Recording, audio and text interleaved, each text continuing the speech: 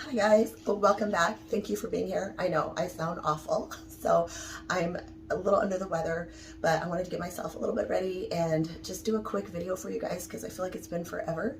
So I probably won't talk after this intro. I'll just show you what I'm doing. And I'm just gonna make a super quick, easy, simple chicken pot pie with some leftover rotisserie chicken or roasted chicken that I made last night. So I miss you guys so much. Thank you so much for being here. So let's just make this quick, easy chicken pot pie recipe because that's gonna help like soothe my soul and hopefully help me with my sickness. So yeah, thank you for being here. Make sure to like, subscribe, and share. I appreciate it. And I hope you guys are doing great. And let's go.